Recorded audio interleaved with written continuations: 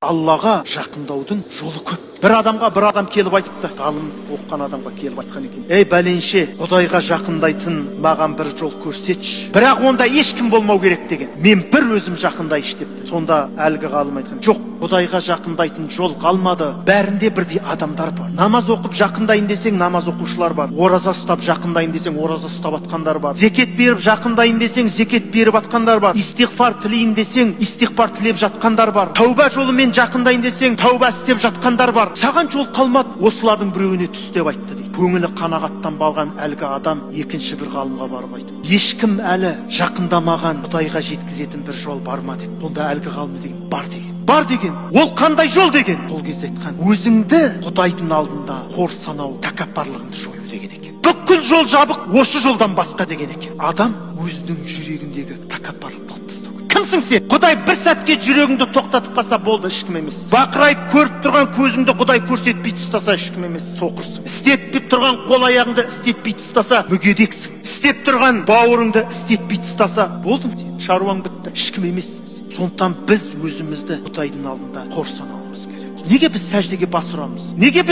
бас ұрамыз? Мен берілдім, я Құдай. Сен бәріне сенің қалағаның болады, басқа ешкімнің қалағаны болмайды. Міне Құдайды танымағандықтан біз өзіміздің кейде ақшамызға сенеміз. Ақшам болса мен ана жаққа барып келем дейсің. Ақшам болса үй сатып алам дейсің. Астымыздағы көлікке сенеміз, дәрі-дәрмекке сенеміз.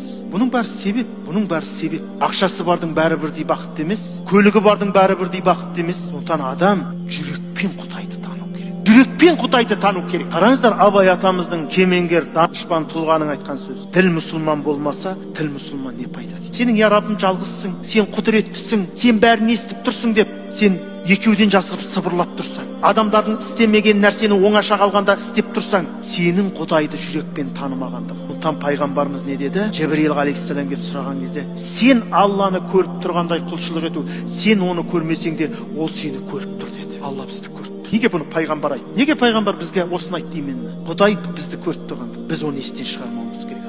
Үйде болайық, түзде болайық, жамағаттың арасында болайық. Қайда болма, аспанға ұшып кет, жердің астына кіріп кет, Құдай көріп тұр. Бәрі оған аян. Сондықтан біз адамдардың арасында ұялып істемеген нәрсемізді жеке қалғанда істемеуіміз керек. Сондықтан Абу Ханифа рахимахулла не дейді? Адамдарды қарсы алатын киіммен дейді, намаз оқуды макрух деген. Мысалы сен пижамамен келген қонағыңды күтіп ала аласың ба? Пижамамен. Жоқ.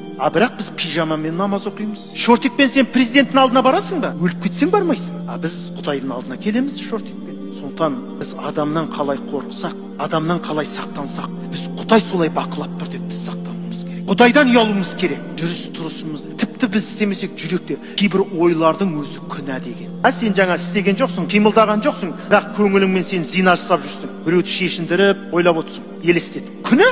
Қол аяғың қимылдаған жоқ, бірақ санаң қимылдап жатыр. Күнә? Егер харам нәрсені ойлайтын болсаң, Алланы біз жақсылап тануымыз керек. Ең үлкен нәрсе ол Құдайды тану. Құдайды танып кету адамның бақыты сол. Құдайды тани алмасақ, біздің жұмыр басты пенде болып бұл дүниеге келгенімізде не пайда? Ақыретте қор